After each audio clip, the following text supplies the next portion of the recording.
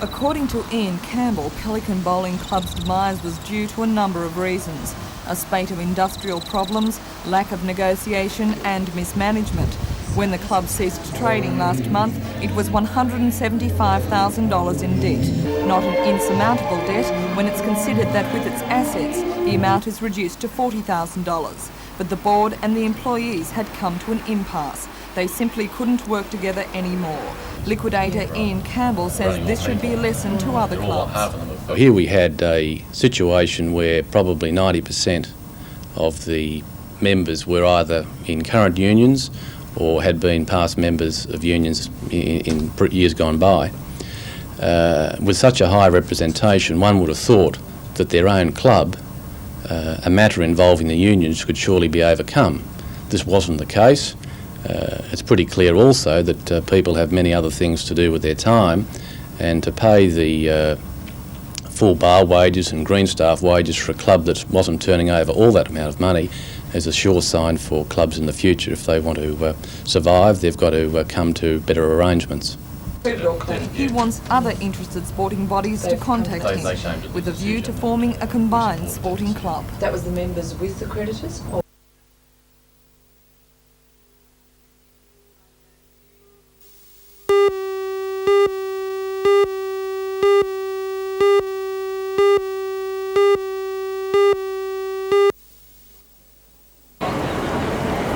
Cycling in the mall has become a hazard, not only for the many elderly people who are being knocked down as they shop in the pedestrian-only area, but also for the bike riders. The Newcastle police have decided to get tough, following complaints from shopkeepers and those who have been injured. Constable Michael Rusak periodically patrols them. Do most people know that they're not allowed to ride their bikes in the mall? Most people do, but there are some who don't. They're not too sure what the no entry signs mean. The no entry signs apply to all vehicles, and a bicycle by law is classed as a vehicle, so they're not allowed to ride in the mall. Because of this ignorance, police issue warnings first. For those under 16, they get 2 warnings before they're fined. But for the adult bike riders, if they don't learn from the first warning, they can be fined up to $30.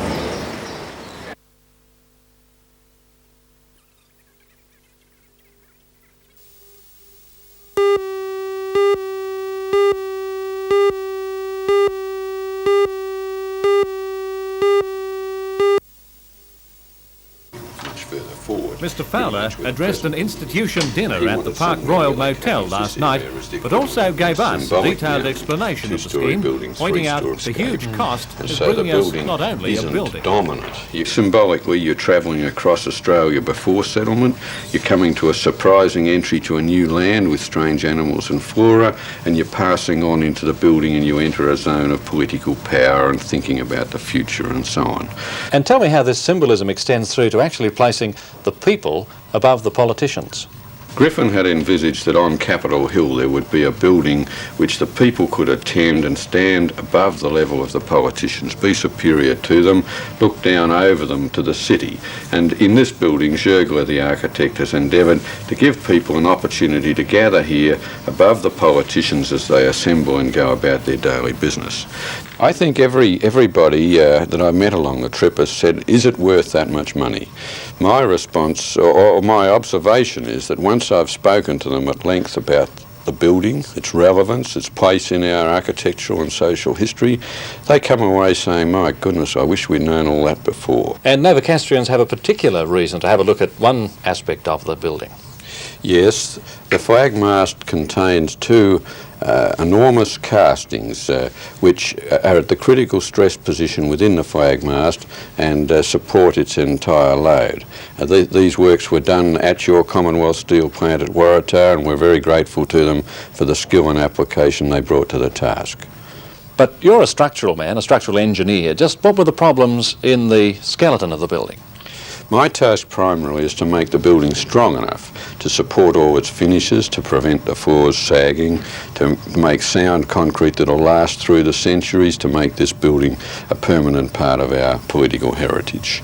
My task really is very simple, but because of the enormous size of the project, our emphasis has been on getting a design which could be built quickly and ensure the opening in 1988.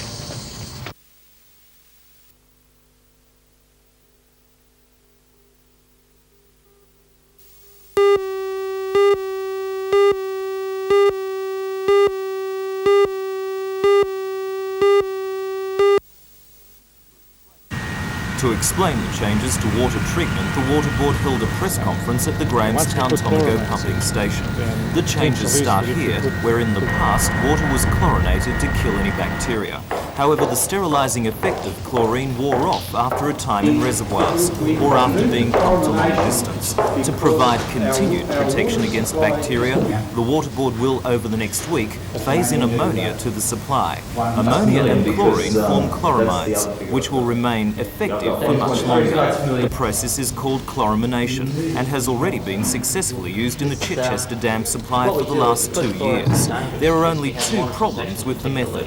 The water is not safe for fish tanks unless it is left to stand for at least 24 hours. Alternatively, the water can be treated with a dechlorinating agent or passed through a carbon filter. As well, swimming pool owners may have to alter the amount of chlorine they add to their pool water. Most people, however, will not be affected by the change. There will be, in some parts, there'll be a slight flavour change. People will be able to taste the residual chloramine. In a lot of parts of the system there'll be no change because we've been chlorinating there already. That's everything that comes from into the coalfields area when we're feeding from Chichester.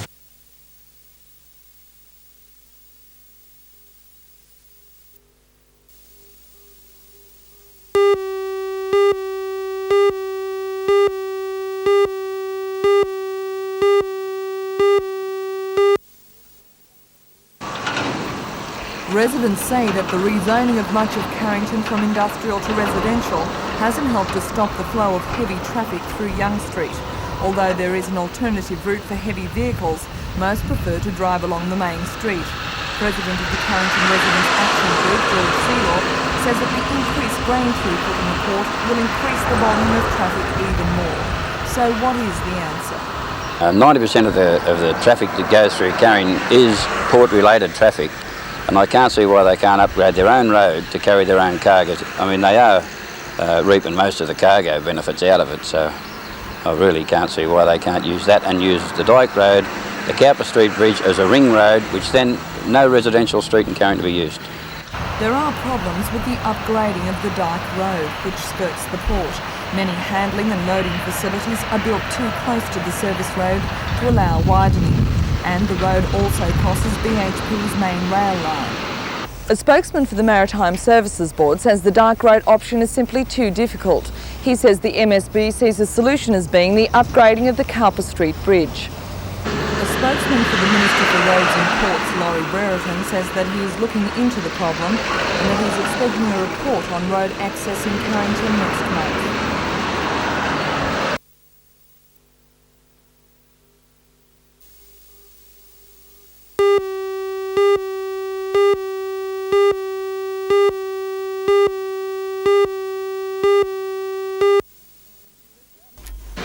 Representatives from the New South Wales Soil Conservation Service and the Sydney University's Coastal Studies Unit began the 2.5-year project with a look at Caves Beach. It's hoped that the dune management program will be a valuable study of a landform which is described by the experts as fragile. According to Dr. David Chapman from the Sydney University's Coastal Study Unit, they're not just looking at existing problems. I think we're very good at solving existing problems like sand drift, revegetation, fencing, access and so on. Our colleagues in the Soil Conservation Service know a great deal about these things and they're very good at it. What we're concerned about is moving to a level where instead of reacting to problems that exist, we are taking a proactive stance of trying to organise the planning of the resource so that it will in the long term give the best benefits. Sand dunes play an important role in nature's coastal framework. Not only do they provide wind barriers, but they're an attractive visual resource which Dr. Chapman says people need to appreciate more. The average person in Australia really enjoys a day at the beach. In fact, I think it's one of the most popular forms of recreation in this country. And yet, as a community, I think we've been guilty of putting far too little money into considering how we're going to manage this resource. If we managed our main roads, for example, in the same way that we manage our beaches and put the equivalent amount of attention to them, we wouldn't have roads to drive on. You know, we just haven't really taken a conscious look at this and said, how can we best spend the community's money to optimise the use of the beach experience. And what's the latest with the Bitto?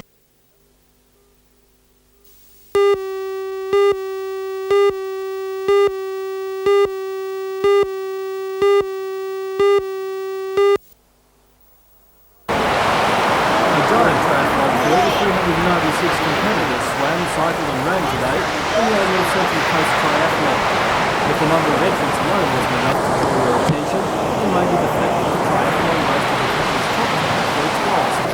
Australia's #1 performer, Mark Dragon, the winner of the triple Commonwealth, and the Natalie Carter, the women's triathlon champion, still in the field. The conditions for the event were good, with Dragon first home. You'll know, hopefully the next event will be even bigger. Meantime, at Athlone Beach, the two-day Stillwater Surf Classic got underway today. The $14,000 prize money has attracted many of Australia's finest competitors, including surf superstars Grant Kenny, Guy Leach and Craig Whittington. Today's events were heats, with the beach sprints featuring current national champion Clayton Carney and former world and national champion Ryan Peters. Most interest is in tomorrow's finals, however, and especially in the Ironman, with Grant Kenny making his last public appearance before he marries Lisa Curry next weekend. Judges and give them to you as they come through.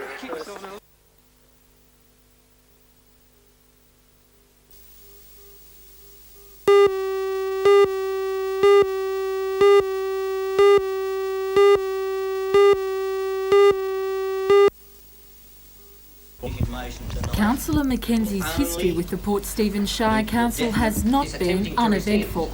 Outspoken on many issues affecting the Shire, his manner was sometimes regarded as dramatic by fellow councillors. Put it near me, mate, or wrap it around your neck. Councillor Mac, don't be silly. Don't put it near me, fella, or I won't throw a bit of water over you, I'll wrap it around your neck. Gentlemen, please retain some order. Don't throw rope in front of me, worthless, or I'll put it around your neck. There it is. There it is. Real quick. Why don't you do what you said you'd do? I don't think I'm not capable, fella. Over the past few months, Councillor McKenzie and his views have come under detailed media attention. An issue which Shire President of Roy late, Taylor particularly over says the may Surfers have Paradise contributed to the incidents. Do you think that could have anything to do with it? Well, it may well have something to do with it, but knowing how Bruce is so unpredictable, I wouldn't like to say yes. But it also may be the fact that there is a special council meeting being called on Tuesday evening to discuss the delegation to go to Surfers Paradise, and whether that has perhaps added a little bit of fuel to the fire, I don't know. Meanwhile, the Port Stephens Shire Council was on site to mark the official groundbreaking of the $6 million commercial development at Salamander. Director of Salamander Projects Ian Henry presented the Shire President with a commemorative shovel to mark the event. The first stage of the development will be to construct the Shuey supercentre, including 28 specialty shops and parking space for 400 vehicles. Despite more than 12 months of harsh local opposition to the commercial site, work is now going ahead. Developers hope to complete the $1 million shopping centre by October.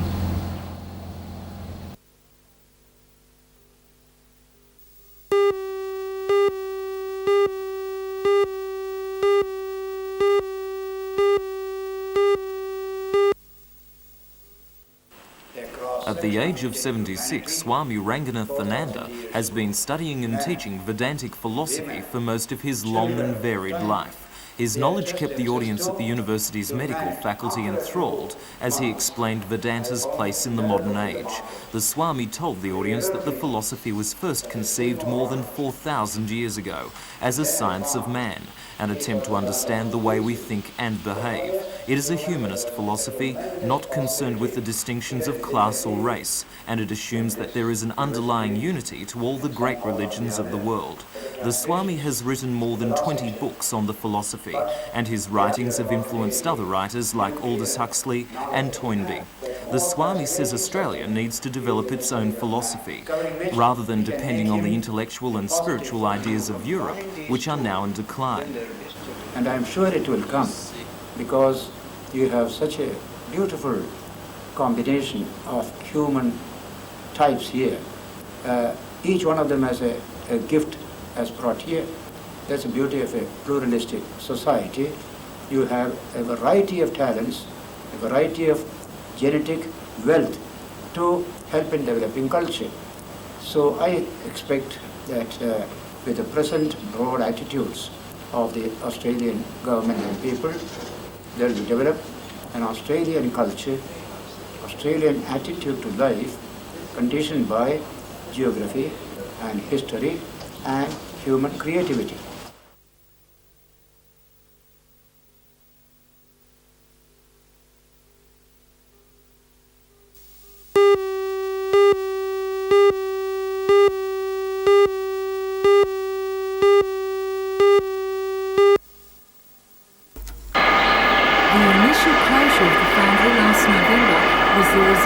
Changing times in the steel industry. The general downturn in the Australian engineering market, coupled with strong overseas competition, reduced the number of employees from 130 to only 13 in the last years of operation. Today, the equipment used in the production of steel was being sought by representatives from other foundries across the country, and even from as far away as New Zealand and Pakistan. The machinery included old moulders and original furnaces. However, most of the steel will be sold for scrap metal. To re-equip the factory, an estimated $10 million would have to be outlaid, but Gunninan has other plans. The factory premises will be vacated to make way for the assembly of the proposed 450 train carriages in the state government's bicentennial Tangara contract, which Gunninans hope to clinch later this year.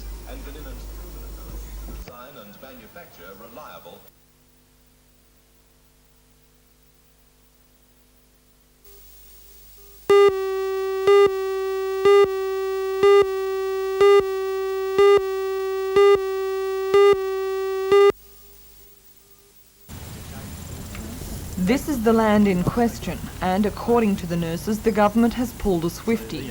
When the dispute over the implementation of the Richmond report was at its highest point, Premier Rann assured the nurses that no psychiatric hospital land would be sold off. Well, the 40 hectares of prime waterfront land on the hospital's northeastern boundary won't be sold, but it has been transferred to the Lands Department for public housing. Originally, the nurses submitted a proposal for a cluster housing project on the land for patients who are learning to cope in a hostel, but who still need the security of having the hospital staff nearby. Now, with the proposed closure of the hospital and the construction of a housing department estate, those plans will have to be shelved. Secretary of the Morisset branch of the Nurses Association, Peter Gamble. This area here is a natural wildlife sanctuary. It's used by the general public, it's used by the residents of the hospital for recreational purposes, and indeed local clubs use it for recreational purposes. And this is why one of the reasons anyway, that we're dead set against these proposals. And we would like further meetings with the health officials to discuss further these proposals. A spokesman for the Minister for Health, Barry Unsworth, says that the government hasn't gone back on its promise and that the proposal is in line with the Richmond Report recommendations. The nurses say now that this promise has been disregarded, they're even more sceptical about the government's other assurances, like job security.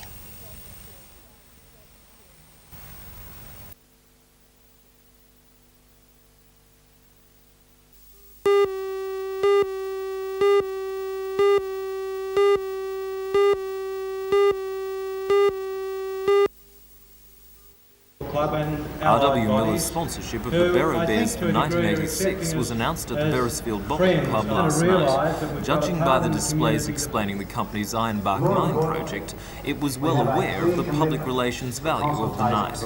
The manager of the Ironbark project team, Ian McLeod, announced to the gathering of club members and players a sponsorship of $7,500 for the 1986 season. Last year, the Bears were minor premiers of the second division and only lost the grand final by a point. This year, the team will compete in the breakaway Lower Hunter Championship. Mr. McLeod also gave the audience an outline of the Ironbark project, which would use open cut and underground methods to mine 2 million tonnes a year of coal from an area just on the other side of the New England Highway from Beresfield. Several protest meetings in recent months have expressed concern at the possible noise, vibration and dust from the mine. Mr. McLeod was at pains to reassure locals, and everyone received a handout containing information on the mine and bumper stickers for the mine and the Barrow Bears. An environmental impact statement on the mine is due to be released by the end of the year. So while some locals will be waiting to see how the Barrow Bears play, many more will be waiting to see how the mine will affect their suburb. I don't know if you're responsible.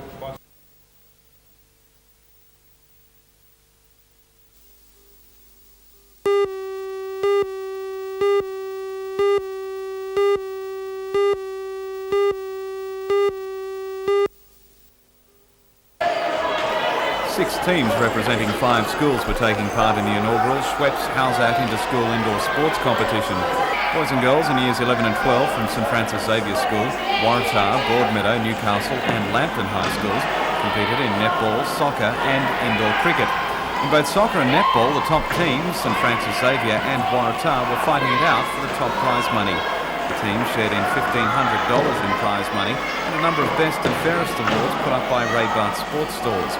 Halsat also gave out individual prizes for outstanding performances. The competition is planned for the West and East Lakes areas, and judging from the success of this year's competition, the event will become a regular fixture on the school's sporting calendar.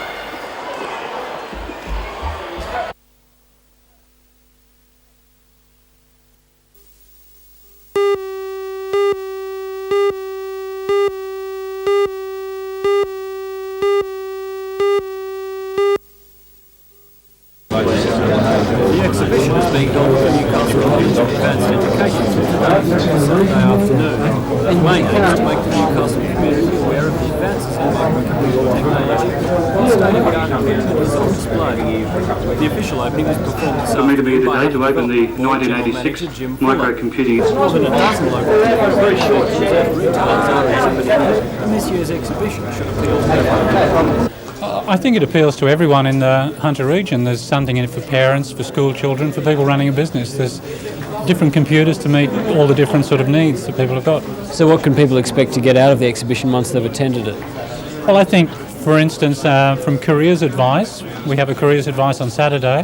I think a lot of people would be able to get ideas of careers that are open to them. People who've got a business would be able to get ideas of a computer that will suit their business, because these days there's not a business that doesn't justify a computer of some sort. About 15,000 people attended last year, and organisers believe at least that number will attend this exhibition. Organisers say that computers are now friendlier and easier than ever, and they hope that one thing to come out of the exhibition is that people who weren't educated with computers will learn that they're nothing to be feared.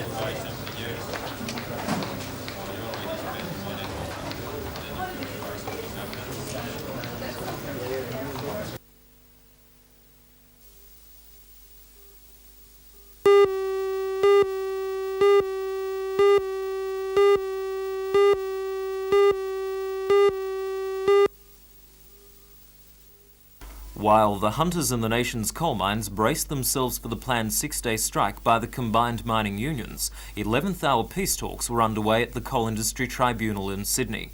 The tribunal ordered the lifting of bans and limitations by both the miners and the mine owners. The Newcastle Wallsend Coal Company agreed to withdraw its requirement that miners at the Pelton Ellalong and Gretley collieries sign a no-strike agreement, a move that resulted in the miners being locked out over the last 2 days. Last night, the swing shift at both mines was able to work,